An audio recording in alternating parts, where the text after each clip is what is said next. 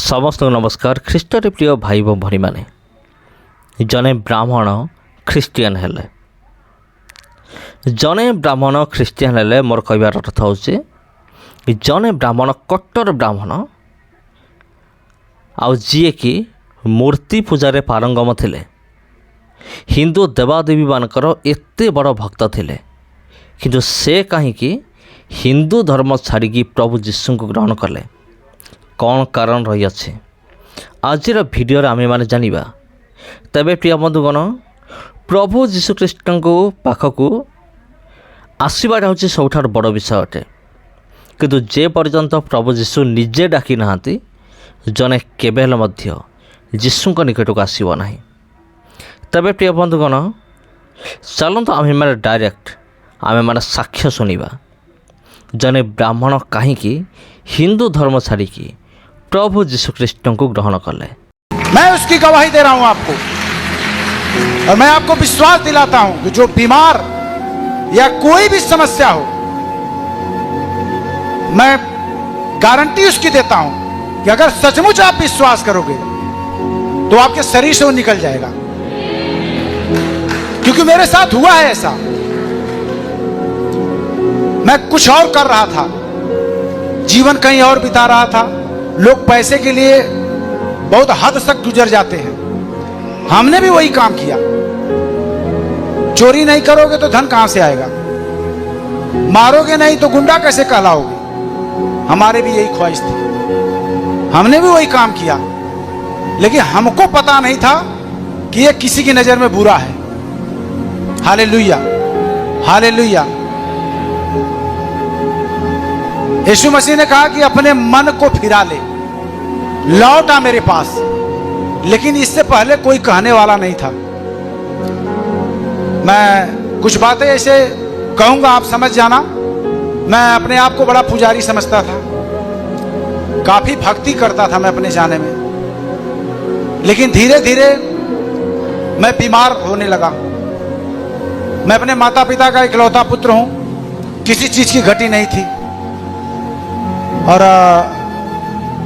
मैं ऐसे जगह पर था जहां बड़ी नाम और शोहरत था, बदमाशों में नाम गिना जाता था।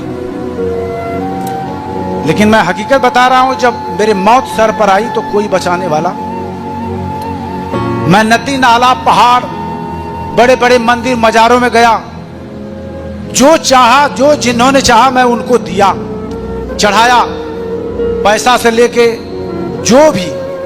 मैं कुछ अपने इस शरीर को बचाने के लिए उठा नहीं छोड़ा हूं। मैं आपसे सच सच कहता हूं, अगर कोई विश्वास न करे तो मेरे गांव में भी जाके पूछ सकता है, इसमें से मैं झूठ नहीं बोल रहा हूं। मैंने सब कुछ करके हार गया।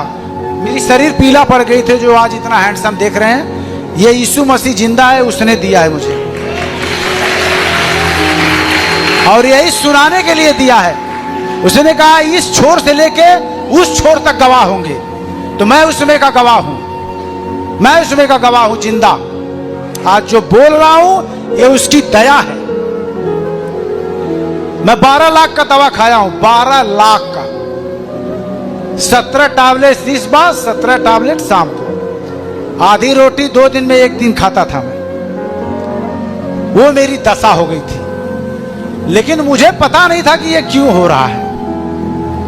सबको तो कर लिया, पुजारी भी बन लिया, पहाड़ों पर चला गया, बाबा को बुला लिया, ओझाई करवा लिया, सारे भूत को भी पकड़ लिया, लेकिन एक भी बाल टेढ़ा नहीं हुआ, और मेरा कदम मौत की तरफ। सबसे बड़ी बात कि मैं 9 महीना रात दिन मिलाकर सोया नहीं था, 9 महीने तक इसी तरह ताकता था मैं। रात को सब लोग सो जाते थे, मैं अपने बच्चों का मुंह देखकर ऐसे ही पूरी रात बीत जाता था। सुबह उठकर खेत की तरफ जाता था, इतनी घबराहट होती थी कि लगता था कि अब अभी प्राण निकल जाएगा। फिर घर आता था, बाजार जाता था, डॉक्टरों का नाम पूछता था। लोग बड़े बड़े डॉक्टरों का नाम बताते थे, मैं उनको जाकर दिखाता था, डॉक्टर साहब मेरी ये समस्या है। तो कोई ड्रग्स की गोली 125 कोई खाया होगा तो उसको मालूम होगा 125 mg कितना होता है। अगर 1 हफ्ता कंटिन्यू खा लो तो ये ब्रेन सुन्न हो जाएगा। मैं कई महीने तक वो खाया, कोई असर नहीं, आंख बंद ही नहीं होती थी। मैंने इतनी बुरी परिस्थिति में था, कोई सूझ नहीं रहा था, कोई रास्ता नहीं सूझ रहा था, न कोई पीर पैगंबर साधु महात्मा कोई काम आ रहा था मेरे। लेकिन एक व्यक्ति, ये जो नाम है यीशु नाम, ये सच सच मैं कहता हूं कि ये धरती के ऊपर आकाश के नीचे सिर्फ एक ही नाम है जिससे पापी पाते हैं उद्धार। उस पापी में मैं एक पापी था, लेकिन मुझे ये पता नहीं था कि मैं पापी हूं। मैं बड़ा धर्मी समझता था अपने आप को। किसी ने बताया, मैं चर्च में जाकर जब बैठा देखा, वहां क्या लिखा हुआ था, यीशु मसीह का एक वचन लिखा हुआ था। किसी ने मुझे कुछ बताया नहीं था। वहां लिखा हुआ था कि हे सब परिश्रम करने वालों, बोझ से दबे हुए लोगों, मेरे पास आओ, मैं तुम्हें विश्राम दूंगा। अरे मैं तो आराम खोज रहा हूं, किसी ने नहीं दिया। यहां लिखा हुआ कि मैं तुम्हें विश्राम दूंगा। कैसे विश्वास होगा कि तू मुझे विश्राम देगा? मैंने तो इतने लोगों को अपना माँ, अपना बाप, अपना पीर पैगंबर बना लिया, किसी ने साथ नहीं दिया। तू कह रहा है कि मेरे पास आ। मैं हकीकत बता रहा हूं आपसे सच सच कि मैं अपने पत्नी का, कहते हैं ना जब मौत सर पे मंडराती है तो किसी को अनुभव हो जाता है कि अभी मरने वाला है। मैं अपने पति का चेहरा रात को पत्नी का देखा, मैंने कहा अब इसको भी लगता है कि मैं मर जाऊंगा। इसलिए कह रही है कि कोई कुछ कह रहा है तो कह रही है कि चलो वहां चलते हैं। मैं उसका दिल रखने के लिए सच सच बता रहा हूं कि चर्च में गया था कि मरने के बाद कहीं ये दोष न लगा दे कि मैंने एक बार कहा और उन्होंने गया नहीं तो आज बच जाती। मैं वहां गया, पत्नी को दिखाया कि देखो लोग बैठे हुए हैं। मैं सही बता रहा हूं कि एक एक बातों पर ध्यान देना ये परमेश्वर का शब्द है। एक शब्द मैं बता रहा हूं ना, एक वचन आपको बचाने के लिए काफी है। उस पहाड़ों को ढाने के लिए एक वचन काफी है। जिस तरह वो वचन मेरे हृदय में आया, मैं बता रहा हूं विश्वास तो नहीं था कि ये मुझे बचाएगा। मैं वो दिन बिताकर घर चला गया। मैंने कहा चलो हो गया तुम्हारी वाली? बोले हाँ चलो हो गया। लेकिन 4-6 दिन के बाद फिर संडे आता है ना, तो किसी को चिंता होती है कि यार चर्च चलना है, यार कोई काम नहीं करना। लेकिन मुझे वो पता नहीं था। लेकिन मैं सही सच सच बताता हूं कि परमेश्वर ने कहा कि एक दूत है जो तुम्हारे पीछे चलता है। वह स्वर्ग से परमेश्वर की ओर से आता है। और जब रविवार आया, जब 9 बजा, तो कोई मेरे कान में कहता था कि आखिर में तू घूमेगा ही ना यहां वहां, चल चर्च में। मैं अपनी पत्नी को बोला चल नहा ले, एक बार फिर चलते हैं। मैं फिर गया उसके साथ। 4 बार वहां गया। एक मुर्दे व्यक्ति को सोए हुए देखा। उसके अंदर ब्राउन टीबी थी। जो हड्डी के अंदर मज्जा होती है वो खत्म हो जाती है, वो कीटाणु खा जाते हैं। उसके अंदर ताकत नहीं थी, ऐसे लेटा था, पेचियों से रेफर था वो। उसकी पत्नी बाहर रो रही थी। मैंने कहा देखो ये आंसू बहा रही है, वहां उसकी सांस निकलने वाली है। ये पागल है कि औरत है, वो मरने वाला लेके घर जाना चाहिए ना उसको। अपनी पत्नी को दिखाया, देखो यहाँ क्या है, यही तो है। बोले सर चलो ठीक है कोई बात नहीं। 5वें हफ्ते में जब मैं गया, उस व्यक्ति को चलते हुए मैंने देखा। चलते हुए जब मैंने देखा, उसने कहा कि मैं आज 7 रोटी खाया हूं। मैंने कहा अगर ये मुर्दा जिंदा हो सकता है तो यीशु मुझे क्यों नहीं जिंदा करेगा? मैं आपसे सच सच कहता हूं कि मैंने जाकर उस फोटो पर ताका, कहा अगर तू मेरा बाप है, अगर तूने धरती को बनाया है तो मुझे जिंदा करके दिखा।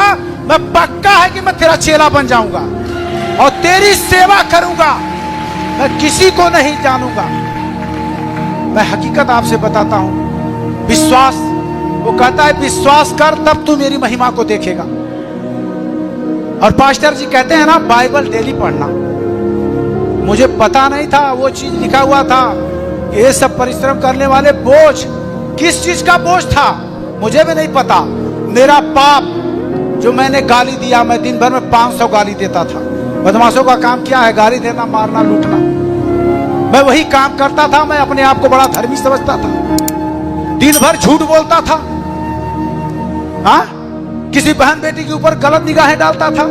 ये पाप नहीं है, ये पाप की श्रेणी में आता है, लेकिन मुझे पता नहीं था। जब मैं नया नियम पढ़ने लगा तो मैं हकीकत बता रहा हूं आपसे, जब उसको पढ़ता था कि व्यभिचार मत करना, बाइबल फेंक देता था। अरे इसमें ऐसे कैसे लिखा है, परमेश्वर ऐसे कहता है। फिर दूसरे दिन उठाता था, उसमें लिखा था चोरी मत करना। अरे हम तो रोज चोरी करते थे। मैं बता रहा हूं कि मैं धीरे धीरे वो चीज मेरे अंदर जाने लगी। मैंने जो चीज देखा है उसका मैं अनुभव आपको बताता हूं कि जब बाइबल आप पढ़ते हो ना, इसमें से किरण निकलती है, वो ताकत निकलती है जो आपके शरीर में जाती है, और वही है जो आपको चंगा करती है। और मैंने अपनी आंखों से उसे देखा है। फिर मेरा धीरे धीरे उसमें विश्वास जाने लगा कि यार लगता है कि मैंने सब कुछ तो कर ही लिया है, तो इसको भी करके देख लेते हैं। पर यह पता नहीं था कि यह जाति धर्म से अलग है। बाद में मालूम हुआ। हमने कहा पहले जान तो बचाओ, फिर बाद में देखते हैं जो होगा। तो हमारे साथ हमारे गांव में बहुत लोग जाते थे, लोग धीरे धीरे छोड़ दिए, हम उसी में लिपटे रह गए। लिपटने का मतलब यह हुआ कि पास्टर जी बोलते हैं, पास्टर जी के ऐसा नहीं है, वो रोज जो बोलते हैं उसमें से एक चीज आप ग्रहण कर लो। मैं नजदीक से गवाही मैं दिन भर बताऊंगा, आप दिन भर सुनोगे, इतनी मेरे पास है, लेकिन मैं थोड़ा थोड़ा बता रहा हूं आपको विश्वास जताने के लिए कि जो ब्रदर बोलते हैं उस बातों पर हमें ध्यान देना चाहिए कि आखिर में वो क्या कह रहे हैं। वो कह रहे हैं स्वर्गदूत होते हैं, तो आपको विश्वास करना स्वर्गदूत होते हैं। और मैं आपको विश्वास दिलाता हूं कि स्वर्गदूत हैं, वो हमारे साथ साथ चलते हैं। मैंने अपनी आंखों से देखा है, उस पर मैं विश्वास करके बता रहा हूं आपको कि जब ब्रदर बोलते थे कि आप बाइबल पढ़ो, अब्राहम से परमेश्वर ने वादा किया था और अब्राहम से परमेश्वर रूबरू बातें करता था। मैंने विश्वास जताया कि अगर तू इनसे बातें करता है जो तेरी अगुवाई करते हैं, तो मैं भी तो वो हूं जो अपने पापों को आज मान रहा हूं। मैं चोरी करना छोड़ दिया, गाली देना छोड़ दिया, तो क्या प्रभु तू मुझसे भी बातें करेगा? मैं आपको हकीकत बताता हूं कि वो सचमुच उसी तरह बातें किया जिस तरह अब्राहम से परमेश्वर ने बात किया। रात को हालेलुया हालेलुया, मैं 6 महीने तक चर्च में जाता रहा। मैंने कहा प्रभु मुझे कब चंगा करोगे आप? मेरी पत्नी कहती थी वो आप चंगे हो रहे हो, क्योंकि आपका शरीर पीला था वो काला हो रहा है। हमने कहा मुझे ये तसल्ली दिला रही है कि तुम मरो ना। हाँ, हमने कहा अच्छा चलो ठीक है, लेकिन मैं जाता था कहता था प्रभु तू मुझे कब चंगा करेगा? एक दिन जो विश्वास मेरे अंदर था कि जो वो बोलता है वो पक्का कि मेरे साथ होगा। मैं रात को सोया हुआ था, प्रभु ने आकर उसी तरह मुझसे कहा कि आज तू